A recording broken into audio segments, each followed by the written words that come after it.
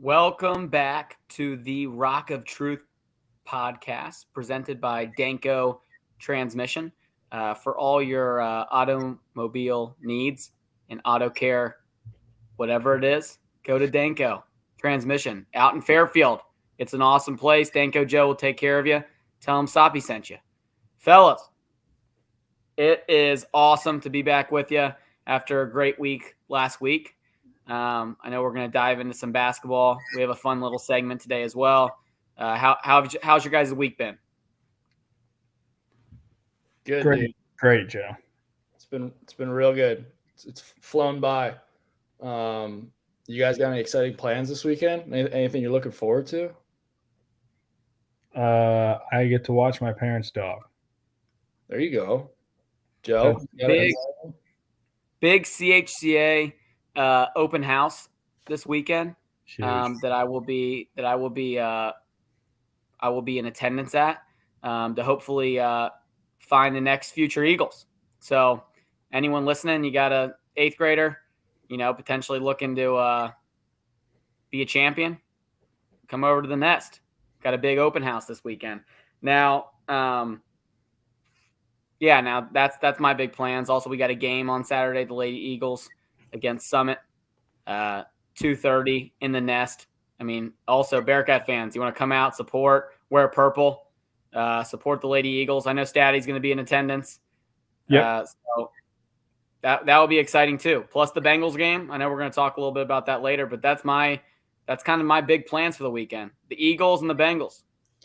I got something for you fellas. I'm going down to Tampa this weekend, and for Gasparilla Fest. And for those of you who don't know what Gasparilla Fest is, it's this huge festival that they hold every year. I've never been, but I heard it's electric, and it's like a pirate. Like people fly in all across like the country to dress up as a pirate. There's like a parade. They have like a pirate ship that goes through the bay. There's a boat parade. It's supposed to be this like huge deal. So I got my pirate outfit. Like I'm ready to go. Dude, what color are you going like full? Are you just rocking a hat, or you got full suit? I'm kind of like half-assing it. I bought like this. All right. I typed in like pirate shirt on Amazon, and there's this kind of like wavy long sleeve shirt, and it's like you tie it up here. I got a bandana.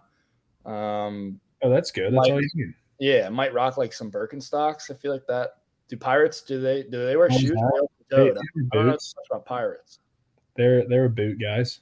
Boot guys. Maybe I'll find some boots. Bootleggers. That's what I got going. So looking forward to that. But looking forward to hearing about Joe Met, your experience today. You were at the University of Cincinnati Bearcat men's basketball practice today. Sounded like you had a great time. We're kind of excited to hear about your experience and what your takeaway was from being at practice today. I'll say this to start. I know for the people listening, I think, I've tweeted a few things here and there, nothing bad, but more so just trying to. I think it's hard when you're a fan, like to really get a good read on your head basketball coach. I think, to be honest with you, college basketball coaching is one of the hardest things, in my opinion, between NIL and recruiting and just the day-to-day. I mean, you're involved with every aspect of practice as a head coach in college basketball. And when you're just watching games and you just don't know what kind of talent you have on the team, I think it's really hard to, I think, figure out ultimately like what you've got. Is this the guy? Is this not the guy? Because I think it takes time to build a culture. After being at practice today, like he is our guy. Like I'm 100% all in. Like he was flying around. He was getting after it. I mean, he was coaching up his boys in every way. So I think 100% we have our guy. I don't know how many people are going to listen to me or care what I have to say, but being at practice today, being a coach myself, I found a greater appreciation for him today.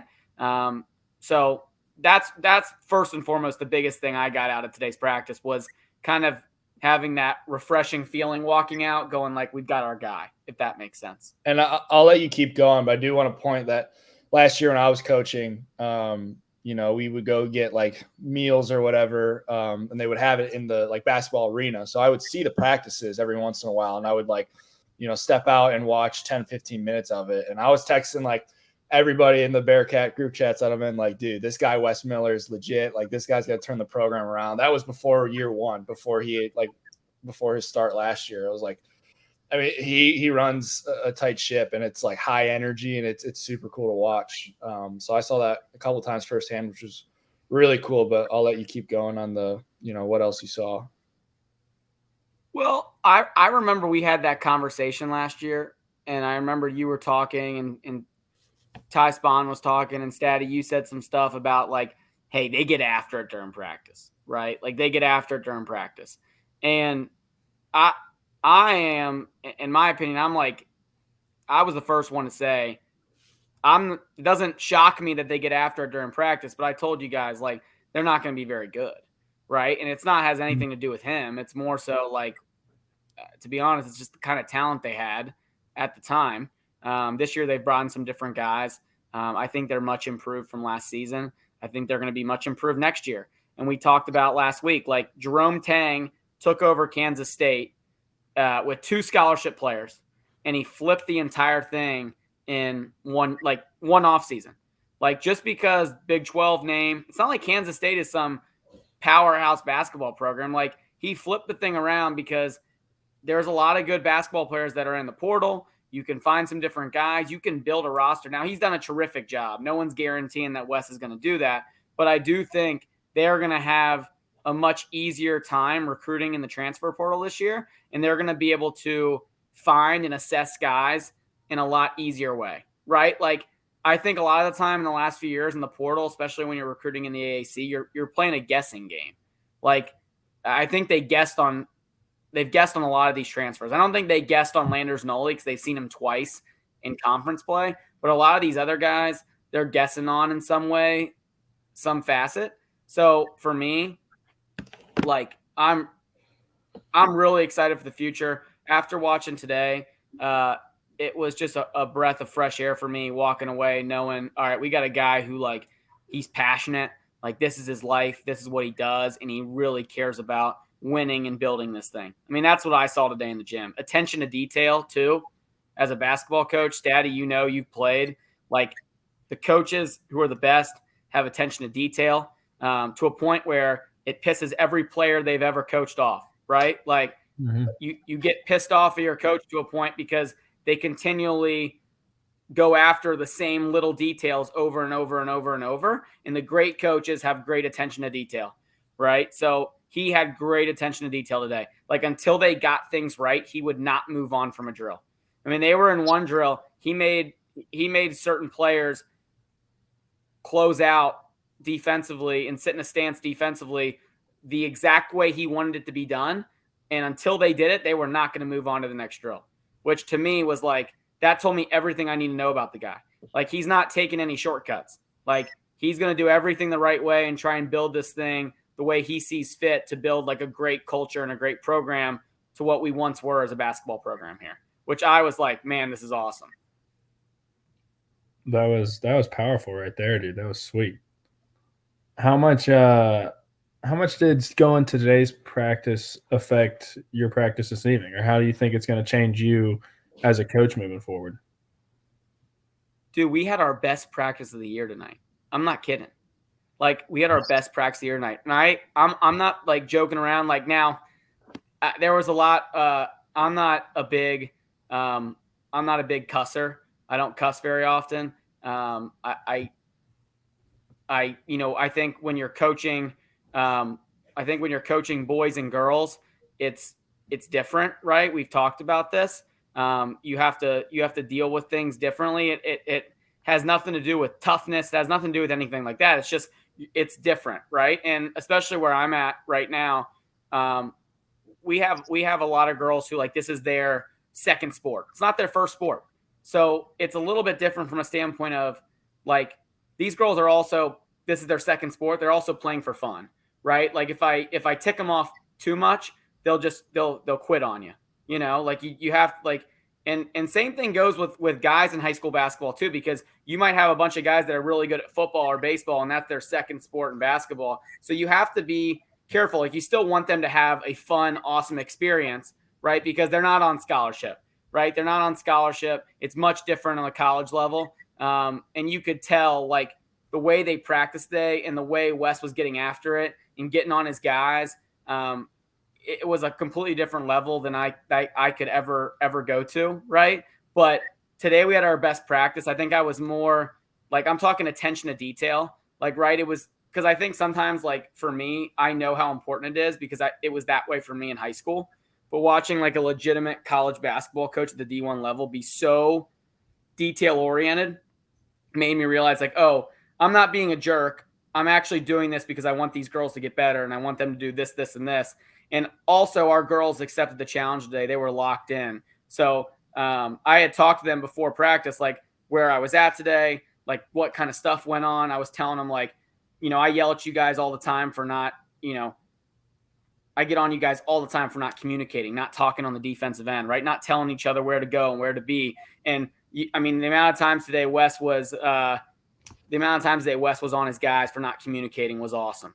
I mean, because it reminded me like how important communication is, even at the D1 level, right? And like obviously, it's much different than the level we're at, but at the same time, like being detail oriented and being having the attention to those details, like communicating and talking and being in the right spots and sitting in a stance and all that kind of stuff.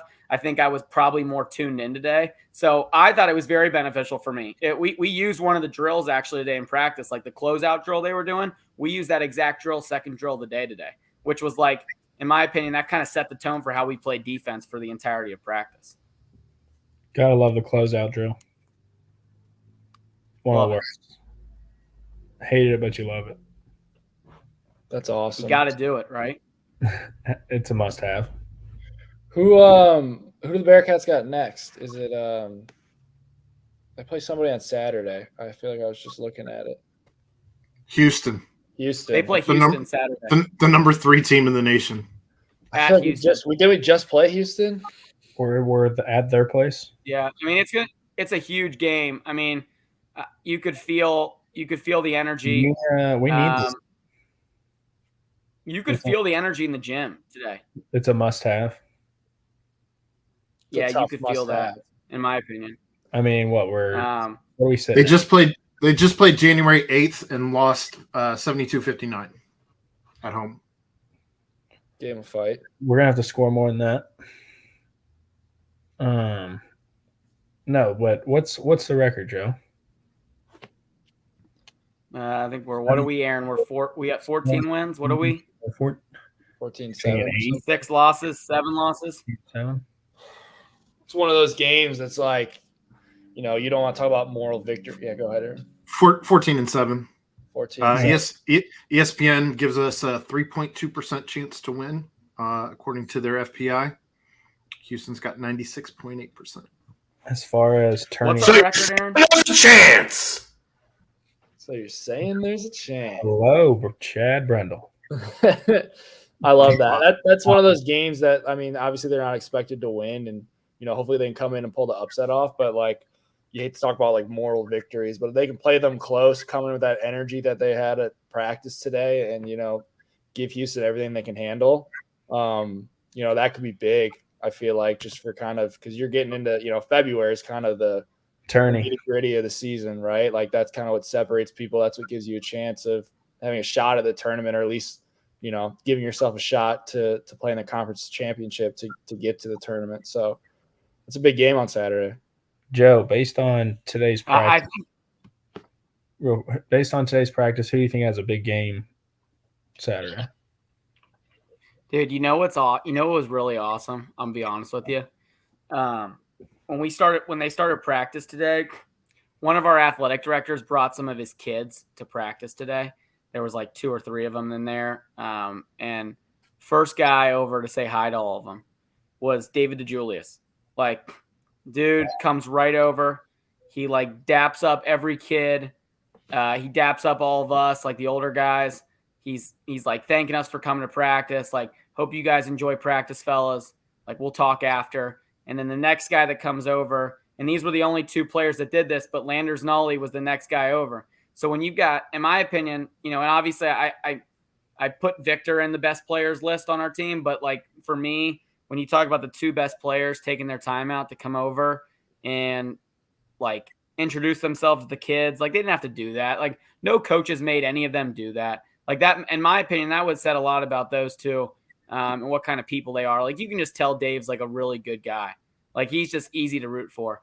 Like there's nothing about him you can dislike, and he works his butt off. Like he doesn't make mistakes in practice.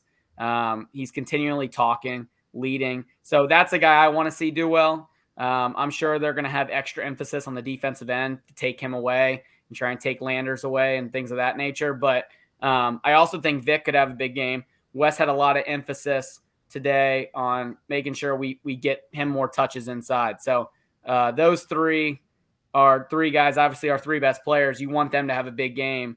I mean, those would be my three picks. But you know who I just am so impressed with? I've been to 2 practices. I am really impressed with Micah. I mean, that's the last thing I'll kind of say. But Micah he doesn't make mistakes in practice. He always does the right thing. You never hear the coaches getting on him for doing something wrong. He executes what they want him to execute. So I find a lot of value in that as a coach. I think sometimes I've been tough on him as a fan over the years, and being able to be in practices and kind of see what he brings to the table and what he does on a day-to-day basis, you really learn like, okay, this is what the coach is seeing, and there's an obvious reason this kid never comes off the floor, right? And obviously he's been really good this year too. So it's shown in his improvement from last year to this year. I love that. You got anything else, Stady? Any closing thoughts on the practice? No, I wasn't in attendance, unfortunately. I love what Joe had to say. Dave will probably get mad at me for this, but I think people should know. Last week, out of nowhere, like, you know, Dave and I have known Dave for a long time now because he's been on campus, you know, since 2020. Out of nowhere, he sent me a text late last week, wishing Kelly well, wishing the family well, telling me that, you know, the team missed having my energy around practice and around the program, missed seeing me at games, like just reached out like unprovoked. You know, that he clearly ran it by Wes. It was something he wanted to do, something that, you know, had been hanging on his heart, that he wanted to reach out and make sure that we knew that he supported us and Kelly and whatever. So that goes to what you're saying, Joe. Like that's just who Dave is. Like he's a thoughtful dude. He's got his emotions in check. He's mature. You know what I mean? Like I don't know. It's hard to put into words, but like that meant a lot to us that, like, you know, that guy, it's one thing, like, you know, Wes and I have a connection. We're around, I'm with him in press conferences. I, you know, see him on the road at AAU. I'm around all the time. Like, it's one thing for Wes, which he has. It's one thing for Wes to reach out. It's another for a guy on the team that, you know, he didn't expect that anybody would ever, you know or hear of this, but I think it's important that people know that's the type of guys that are in the program. That, like, you know, cool. Yeah. He is an adult. He's a man. Right. Like everything about him was impressive. And the way he carries himself, even as a basketball player, you can tell who the adults in the room are just by watching them, the way they interact with their coaches and their teammates and things like that. So and also, just so you know, Chad, like Chris LaPlore, when LaPlore learned that I was on the Rock of Truth today, because I, you know, introduced myself and stuff like that, the first thing he asked was like, how's Chad's wife doing? Like, how's Kelly doing? So you are missed more than you probably could ever even know. He was asking about was how's Chad, how's Kelly? We missed Chad at practice. So hope you know that too.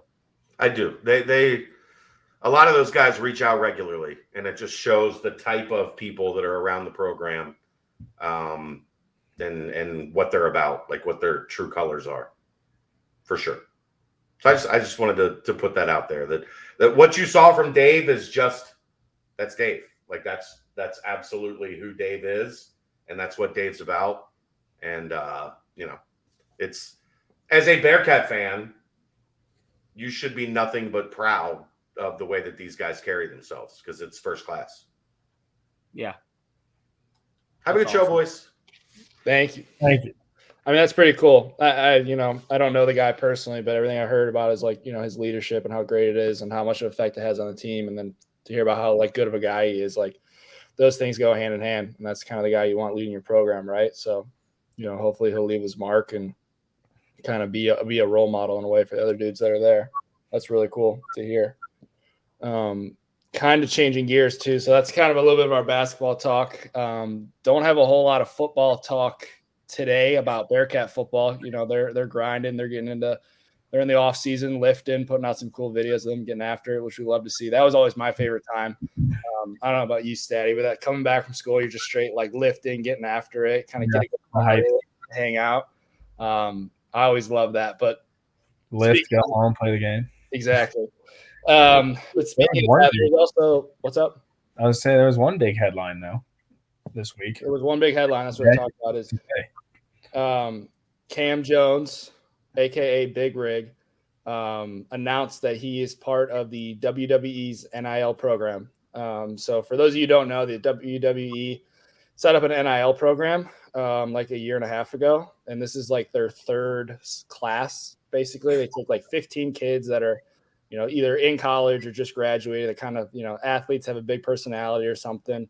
So this is the third tier that they've done that. And Cam Jones, UC's own, has announced that he's going to be in the WWE NIL program, which is pretty cool. The training facility is actually right down the street from me in Orlando, which is cool. And I don't know how many people know this, but the first like set of it, when they were putting it together, they actually reached out to me and Bruno, sent me a DM asking if I would be interested and try out for the WWE NIL program. So what all entails being part of it? Dude, I have no idea. I think he just What do you mean they have a training facility? Well, because like the WWE has a training facility. Okay, you were just saying in general it's a WWE facility down there. Yeah, it's like the but that's where they send these kids. It's like they all move to Orlando or like come spend weeks like training in Orlando. Isn't that where they actually did the wrestling during the pandemic as well? Was at that facility in Orlando? Probably. I would assume so. I believe that was actually where they did all of the wrestling and all of that during the pandemic when nobody could go anywhere and all of that. But it's like right down the road from here. But they reached out to me and Bruno for the first thing, and I was like, "Oh, this is a joke, like whatever." And then you click on it, it was like legit WWE's like had Bruno LaBelle. Yeah, Bruno LaBelle. They reached out to us. We thought that was a joke, but it was like from the legit account and had like, however many followers was verified and all that. And we were just like, obviously didn't hop on it, but Cam is, and he's a way better fit than either of us would have been. And, that's super cool to see. He's awesome. Big country motherfucker, dude. Like he's a trip. And he'll be perfect. What would be your wrestling name? What would be your stage name? Soppy Boy? Is that what? I think when I had my mic'd up, for when I was playing, I don't know if I brought it up or somebody brought it up, and I said it would be I just pulled it out of my ass, but I said Sopnado. All right. Just tornado of pain coming at you, Joe Met. I don't know if you can handle that. And that was when they pulled the offer, right? Yep, that's when they told me. That's when they said, "We've had enough of this guy." That was that might have been my last year playing, my redshirt junior year, or maybe it was my redshirt. I think it was my redshirt sophomore year. I think you got one as our third year.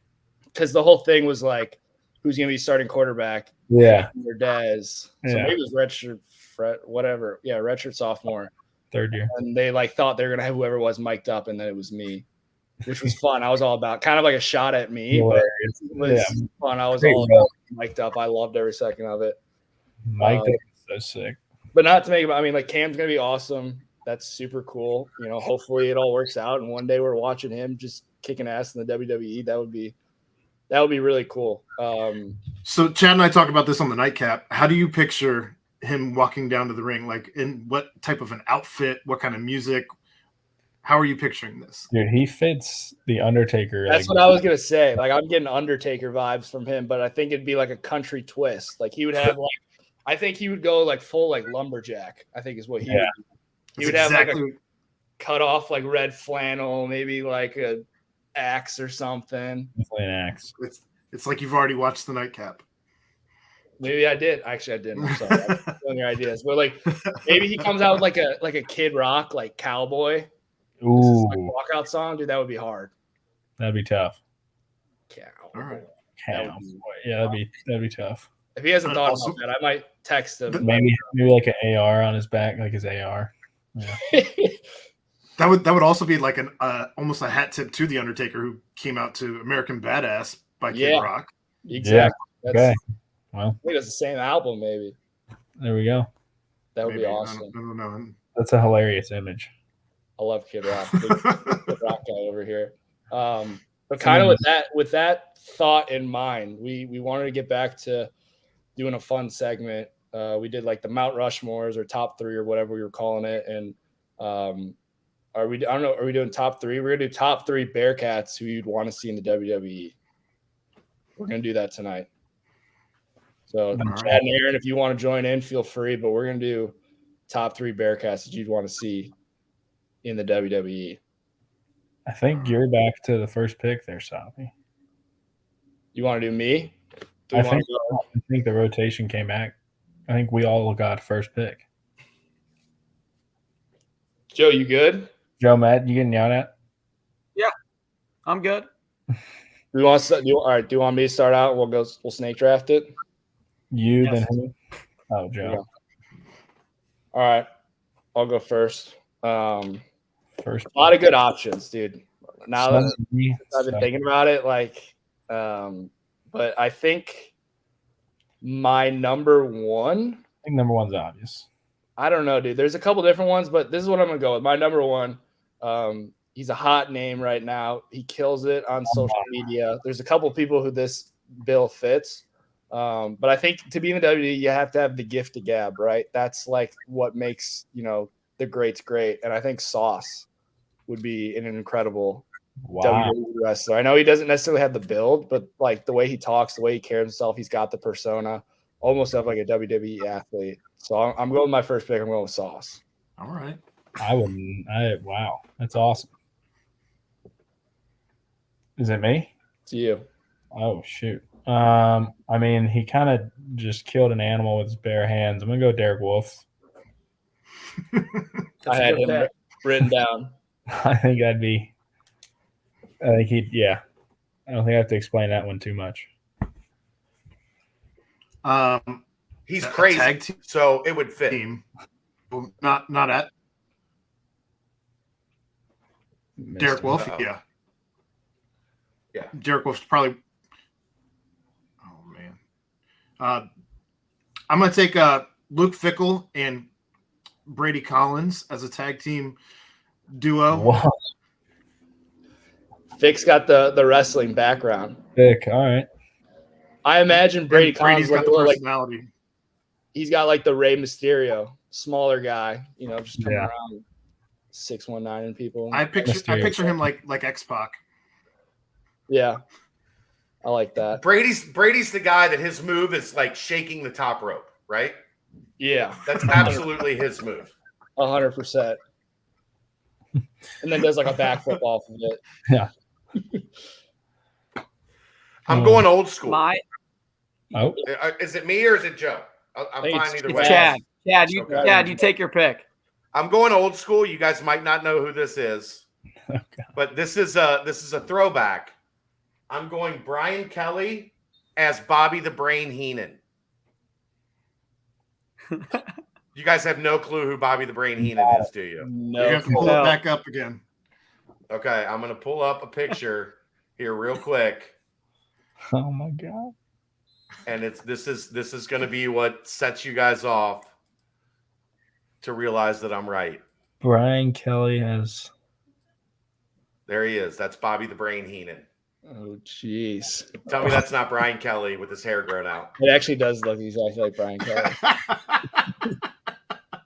That's a haircut right there. He was a manager for like the $1 Million Man, Ted DiBiase, like Bobby the Brain, and he did commentary for a long time. Like through the 80s and early 90s, Bobby the Brain Heenan was like one of the biggest names in wrestling. He's giving me like Vince McMahon vibes. Wow. Yeah, that's mine. Brian Kelly as the ringside manager, Bobby the Brain Heenan. He was always the guy that would like, he would like trip the wrestler, and then the referee would come over and like argue with him while the wrestler was doing something illegal in the ring. Like he was always the distraction, always like, he totally would have been a guy on a 360 silhouette with a recruit. Like it's Brian Kelly as Bobby the Brain Heenan for sure. I like that pick. Joe, Matt.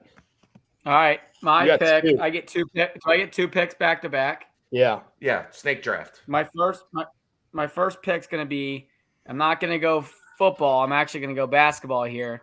Jason Maxiel. Okay. I don't know if you guys have ever seen the video of him literally chasing another player around the court. I think it's in China or Europe. I'm not necessarily sure, but I know it's overseas. And he's literally chasing the guy across the court. So I think he would be an awesome WWE wrestler. I'm going to show you a T-shirt that they used to sell back in the day. Yeah. I don't know if I can. Let me see. Go ahead, Joe. My second pick is actually going to be. I think I'm going to go just from a personality standpoint. I'm going to go another basketball player. I'm going to go with Justin Jackson. I can just see the mean face like walking down the tunnel. I could see the mean face walking down the tunnel. Look at that. This is a shirt that was actually sold when he was in Detroit. Jason Maxiel eats babies. Wow. Wow. Tell me that wouldn't have been a great WWE pro. Like everybody in the crowd had Jason Maxiel eats baby shirts. That's wild. Wow. Insane. All right, Chad, you're up. I took Justin Jackson, Jason Maxiel. I'll go with a crossover. This guy, I think, might have been the best of the best of former Bearcats. You know where I'm going, Stady? I think. I'm going Connor Barwin. Yep. You said crossover. Like that. Barwin could talk. He had the perfect size for a WWE guy. Yeah. 6'4", 250 pounds, the hair. He could work the mic. Like, I remember the Orange Bowl. Immediately upon arrival at the Orange Bowl, every media member flocked to Connor Barwin. Like, he was just electric in how he was on the Connor Barwin. Do you remember when Connor Barwin had to when guard Connor Greg Barwin? Oden? Do you remember when Connor Barwin was a Bearcat? They had the crosstown shootout, And he said if Xavier had a football team, we'd kick their ass. and yeah, that was awesome. He's like, if Xavier had a football team, we'd kick their asses. He's And he like, dropped the mic and just walked off. and the place just went nuts. Yeah.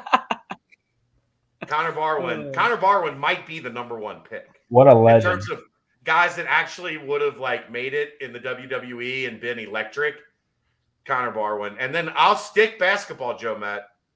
I mentioned this in our nightcap tonight.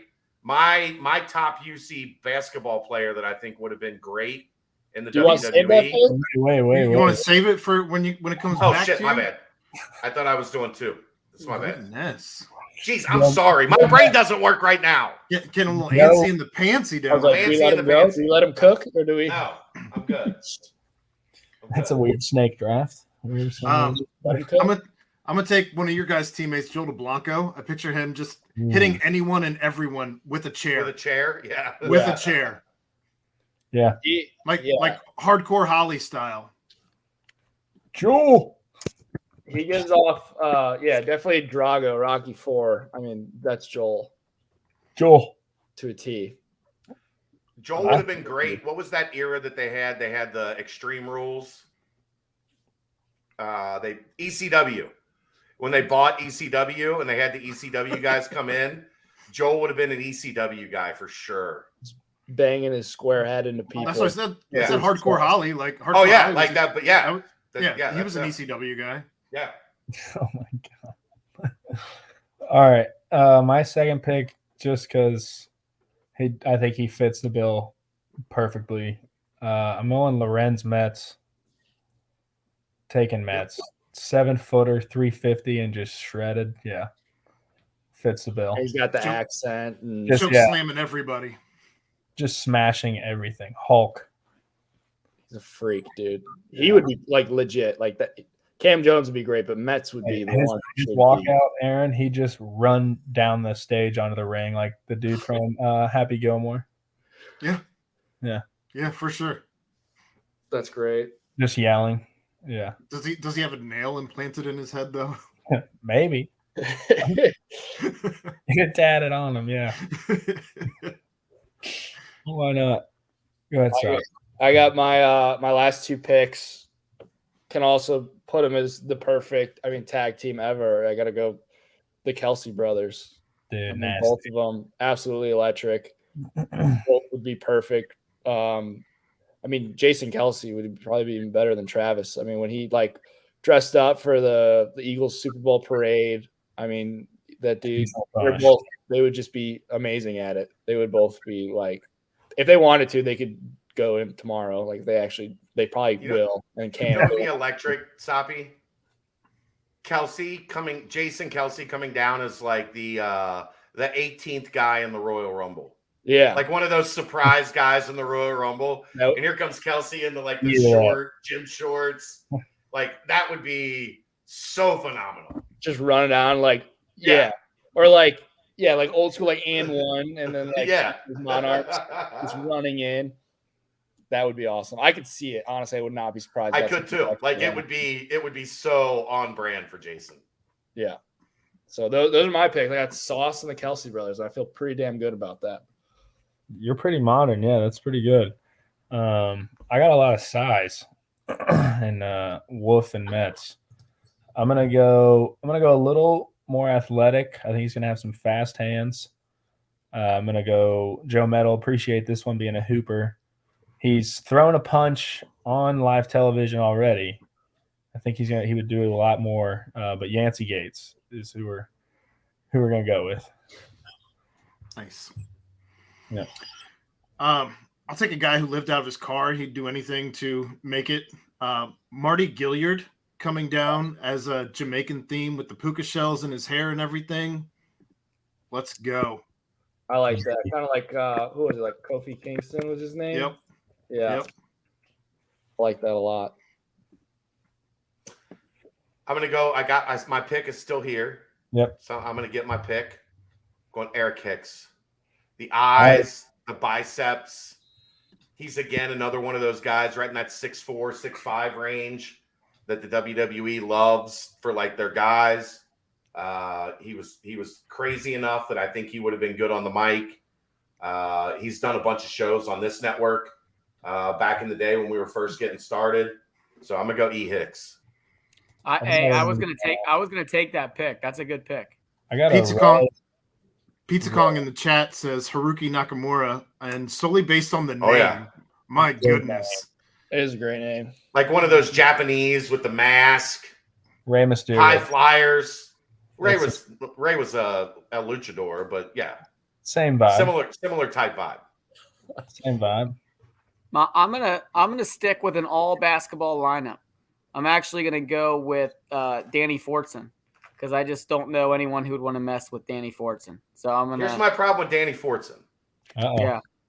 You got to have some aerial ability in the WWE, and Danny Fortson couldn't jump over a piece of paper. That's true. I don't think you have to have some aerial. There's been plenty of guys who've done it without any aerial. Big like the Undertaker would still get up and walk the ropes.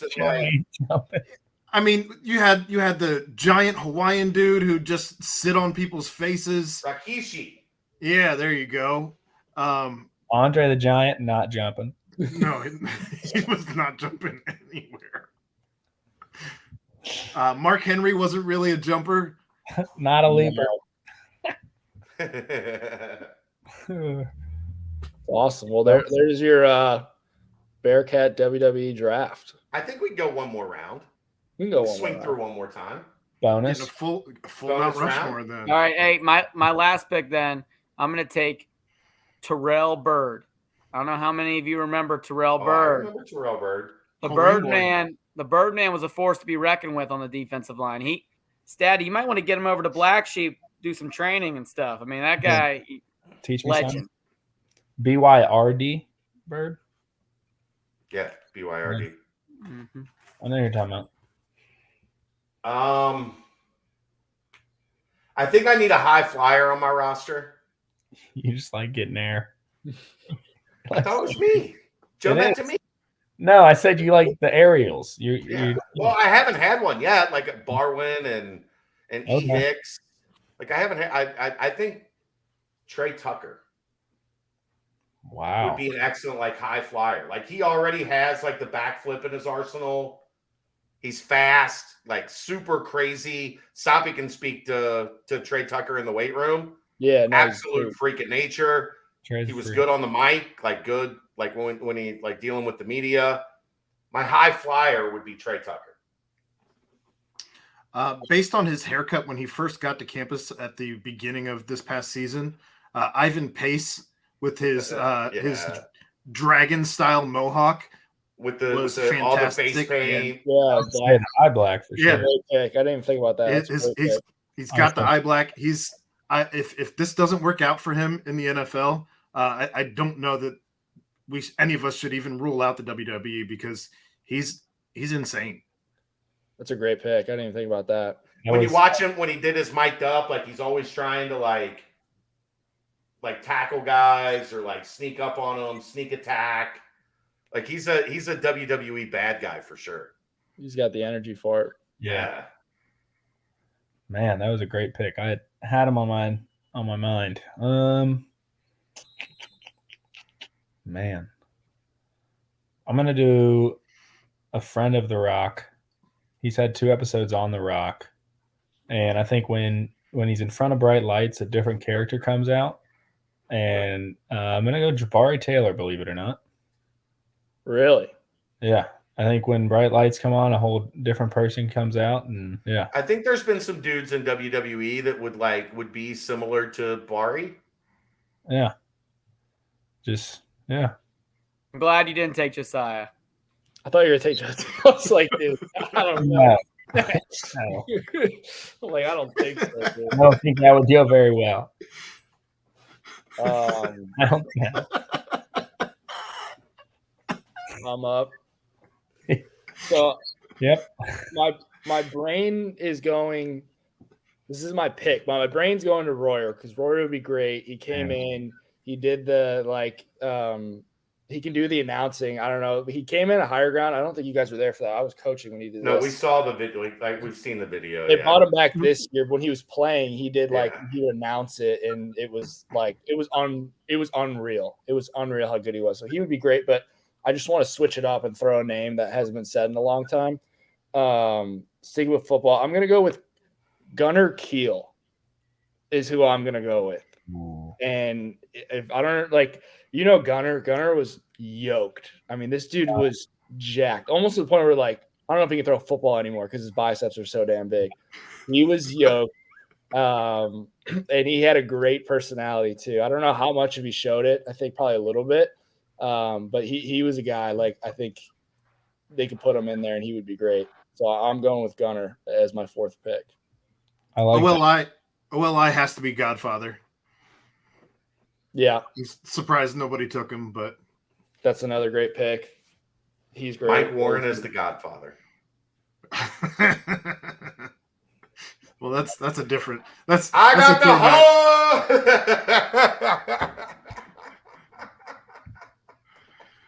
Oh man, that's a Mount Rushmore. I wish I could tell my favorite Mike Warren story on air. He was a goofball. He was freaking hilarious, though. It's hilarious. He's a funny dude. Well, there you go. That's your Bearcat WWE Mount Rushmore right there. I love it. So Good job, I had Tim. something I talked with Dave about last night that I'm interested in your guys' thoughts. Did you guys watch New Heights this week by any chance, or listen to New Heights this week? I've seen a lot of clips, but I haven't. Some clips watched are not. No. I'm the same as Sopko. Listen to a few clips. So I now I spend a lot of time in my car driving back and forth to Good Sam, so I get a lot of podcast time in. Mhm. Their question of the week was essentially like, what rule change, like what one rule would like you change if you were in sports? And this really wasn't where they started, but where they ended up was a penalty box in football. To where like you don't get ejected for like targeting, but you get a quarter in the penalty box, which is in the opposing team's like fan section, and you just have to sit there and get like doused with beer. Oh my I god! like that. That would be awesome. It would be like, yeah. Where it started was Travis's one rule that he would change in football is fighting. He would like one fight a game in the NFL. Like drop where the they could gloves. just take the helmets off, square up. Once somebody goes to the ground, it gets broken up, whatever the case may be, but you get one fight a game in the NFL. And then they went to the penalty box. The penalty box in the NFL would be amazing. What if the NFL went back to the old XFL? Just get rid of the coin toss, and they have that whatever they call it, scrum in the middle. They both just sprint at each other, and somebody else gets the ball. And that's who gets the ball first. Yeah, I would love that. Capture the flag, but the violent version. Yeah, essentially, yeah, that would be electric. So imagine what one Super rule Bowl starting that way? What one rule would you guys change? Doesn't have to be football; it can be anything. Oh man, I would do that. Baseball. I would have baseball be less innings. To be honest, that's so boring. Because it's not already boring. No, just the rule. Like the rule is boring as hell. I just want a legitimate thing that should really happen. We're trying to make I can't watch baseball for 9 innings. I just want to watch 6 or 7 innings. You know, Joe's like, I'd like them to tighten up the targeting rule. Just turn the game on late. I mean, third inning. Third inning. Have a couple of extra beers and show up in the third inning rather than for first pitch. I mean, it's just there's got to be some changes to baseball. You don't think so? All right, yeah. How about anytime a pitcher throws at somebody, the batter can then opt them out to go in a boxing match for 1 minute. Yeah. That'd be awesome. Rather than rushing the mound, they have the option to be like, hey, I don't want to rush the mound. I want to use my one fight. And they get like 3 a year or something like that. What about, is that your rule? Or Sure. Yeah, I feel like you got a lot. I'm not that creative on the fly. My mind just starts they just start coming to me. It just starts spitting it out. I'm torn between shovel passes being fumbles and using the chips that are in the that we found out are in the NFL footballs, using those instead of 78-year-old men without glasses running around trying to eyeball where the fucking ball ended up. I think a first down rule would be great. You're not wrong. So stupid. What are we doing out here with old men running around eyeballing where the ball is? Did you see that the baseball, the AAA is going to I don't know if they're not using umps anymore, but they're going to a strike and ball automated system. Yeah, robot. Yeah, a robot. I'm still a huge fan, to be honest with you guys. I'm still a huge fan of the NFL going to the college football overtime rules. But I'm talking the old college football overtime rules. Is there ever too much football? The fact that college football switched its overtime rule this past year made me so mad. Get a stop. You know what I'm saying? I just want to see, and if we get to score 20 touchdowns in a row to figure out who wins, then so be it. That's just great entertainment for me. Don't you think? I would love that. Yeah. The old rules were electric. Somebody just gets to the point where they're just fuck it, let's go for 2. Let's end it. Who's going to go for two? Having to like being forced to go for two. Right. That makes it comfortable. Dude, I can't think of. I think basketball, dude, have a 4-point shot. Why not? One spot on the floor, it moves, it changes different spots. But like it's from deep, like volleyball line on the basketball court type. So, like Steph Curry would be taking a lot of 4-point shots. Curry and Lillard would be shattering point records with their 4-pointers. Or half court and beyond is worth 4, maybe something like that. I like that. Let's those are some good rules, boys. Maybe somebody will listen to this and implement some changes around here. I want Joe to go to a game in the 3rd inning this year. Yeah, that's an easy fix for you, man. Anyway, let's tie it up and end it here with the our NFL conference championship weekend preview. You guys just want I'll just give you guys the floor. Do you want to hype up the Bengals? That's your squad. They're playing for a Super Bowl. Do you guys have something like a take you want to get off? Something you want to say about that, or job's not finished? Job finished. What is your I think so. What are your feelings going into this? What is your level of confidence going into this game?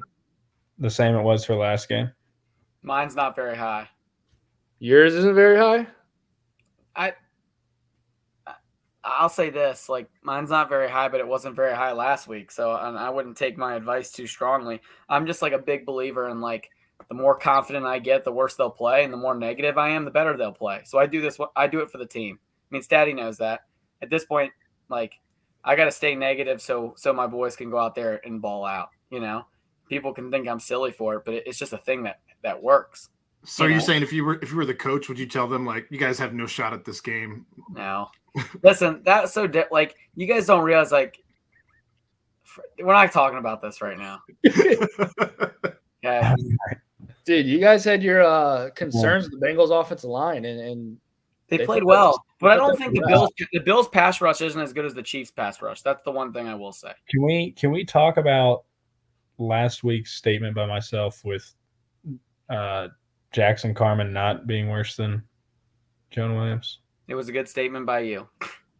Dude, I'll tell you what. I was talking actually with Josiah on the phone last night for a while, and we were talking about the game stuff, and I was saying how if there's a guy, if there's a team that you want to have a shitty offensive line for, I'm not saying Joe Burrow doesn't deserve a great offensive line and everything, but I think what Joe does so well is that he's so intellectual that he can pick up blitzes and he gets the ball out of his hands so damn fast that he really helps his offensive line, to the point where obviously he takes so many sacks and gets hit so much, but I think he makes up for even so much of it because he can, whether he's flipping protections, changing it, checking stuff, or just the fact that he understands who his hot is so well and gets the ball out quick. And that was something I could notice was different from him and Josh Allen last week. There's no way Josh Allen isn't seeing these blitzers pre-snap. He must just not give a shit. He probably just feel hey, I'm so athletic I can make everybody miss. But it feels like there was a free rusher every play, and Josh wasn't checking anything. He wasn't getting the ball out of his hands quick. He was just I'll just run around, make a miss, and chuck it deep. Whereas Burrow, he can get out of the pocket and make plays. He's done that his whole career. But I think what makes it so good is how smart he is and how fast he gets the ball out. Well, we've been trying to tell you. I feel like we've been trying to tell you that all year. For someone who's a quarterback, they should appreciate quarterback type things that he does, So it's not surprising to me and Stady that he outdueled Allen. Now I will say this: Patrick Mahomes is better than Josh Allen. He's really dang good. So Patrick Mahomes is looking to win. I mean, he's lost 3 straight against Burrow. So I kind of am just I don't like some of the Bengals fans that believe I'm not saying this is us or this is Stady. I'm saying for a lot of things I see on Twitter, people just think, oh, we got this game because we beat them 3 times. They're looking to get revenge. I mean, it's going to be a great game in my opinion. I think my worry just comes from a nervousness. I'm nervous because as a Bengals fan, I so badly wanted to win a Super Bowl, and it's so hard to get to this point, right? If you go 2 years in a row and you get to this point and you don't finish it, for me, that's just it's not bad. It's still a huge accomplishment, but it's it's not what you wanted. We want to win a Super Bowl. Right. And that's where for me it's like it gets me. I know like the national media like is going to continue to disrespect the Bengals until they win a Super Bowl. Same thing with the Browns, right? You deal with it all the time. Like the national media is not going to respect franchises or certain franchises until they prove they can win the whole thing. Whether and even if the Bengals got back to the Super Bowl this year and they lost again, it would still be the same story next year. And I think Bengals fans, including me, are just tired of hearing it. So a lot of my negativity more comes from nerves and being like, I just want to shut the media people up, if that makes sense. What about Mahomes' injury? I don't think it's as big of a factor as people are making it out to be. I think he's fine. What do you think? I think it's a pretty big factor. I mean, I think he's so damn good. He's the best player in the league that he's still going to be really successful. And he's on one leg. I mean, if you watch in the second half, I know he's had a whole week to, do rehab and do what he can to try to make it better. But like he couldn't even push off his back foot. Like, you know how hard it is to throw as a quarterback. He was like just hopping and throwing off his front foot. Like that's where your power is generated from, is from your back foot and turning. I mean, it's rotational movement, right? It's throwing a football, pitching, hitting a golf ball, hitting a baseball, tennis. Like it's all rotational movement, right? And like that power is coming from your back leg, and he can't even push off of it. Like he's just like, but I think his arm's so damn strong that he can still make it work, and he's that good that he still can be. He's probably better on one leg than over 50% of the NFL quarterbacks. But what makes him what he is too is, right, his ability to kind of scramble, run around, make those crazy plays. And it's like, is he going to be able to do that on one leg? Is he going to be willing to kind of risk his health and do that? Obviously, he's planning to get to the Super Bowl, but there's a lot that goes into that, man. Well, and I think we're going to, you touched on Josh Allen getting hit with the blitzes. I think that's just a testament to the D coordinator too, the Bengals. We've been drawing up a lot of good pressures all year, and I don't see any reason why that would slow down this week, especially if you can get a couple hits on him. Just make him get up off the ground, just add some more pressure to that ankle. But I think you also go back talking about just having a poor O-line. I think it helps so much how Von Miller just wasn't on the field last week, and just giving that O-line credit or confidence that you don't have to worry about a dude that's probably a Hall of Famer. So I think we're going against a much better defensive line in the Chiefs than the Bills have. Sure, they have Ed Oliver, but pretty banged up. Like that defense, pretty banged up all year. So I think I agree with Joe. It's definitely a tougher matchup, but they are the 1 seed, so I don't see how that's not already expected. But I just want Houday to go out there, take care of business again. What are your predictions? Just go around before we end tonight, and just who do you predict to win the Eagles-Niners game? I like the Birds. You're taking the Birds? I'm taking the Eagles too. I'm super pumped. I think it's the 4 best teams are playing. That's all you can ask for. We'll finish with the Bengals-Chiefs game, but the Eagles-Niners game, this is the one that I'm like, I don't have much confidence in. I'm going back and forth. They're both great teams. The Niners I've been really high on for the last couple weeks. They've been good to me. I've been riding them. They've been good to me. They're a really good team. I love that offense. The defense is great, but dude, I don't know. I think that the Eagles, I've talked myself into the Eagles too. Eagles money line. I think they're a wagon.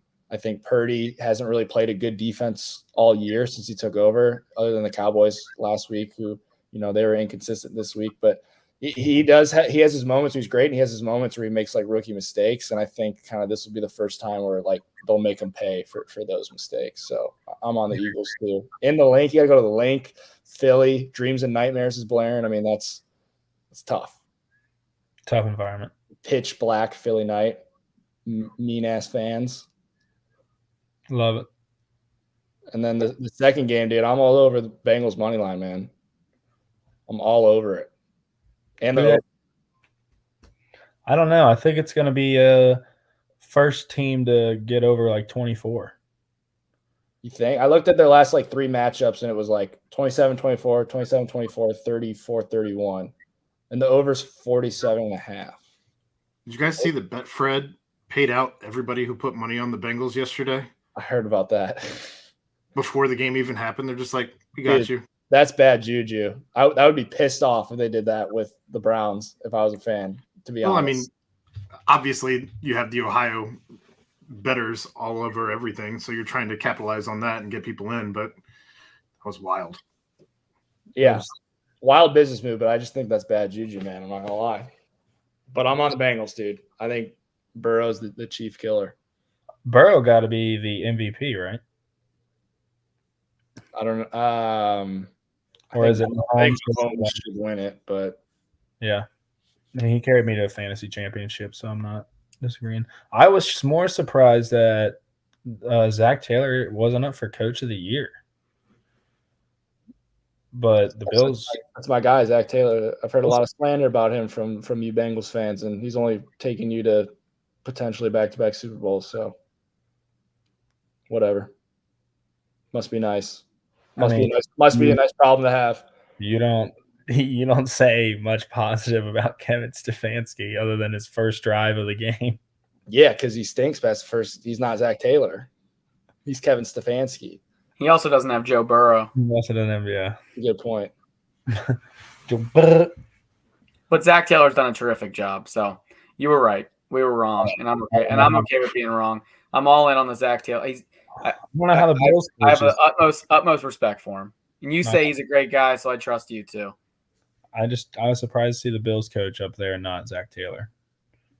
I think it's ridiculous that he hasn't won Coach of the Year, basically taking one of the worst franchises in NFL history to 2 straight AFC championship games. Like, I know Joe Burrow's really good, but the guy's created a terrific culture. I mean, all around.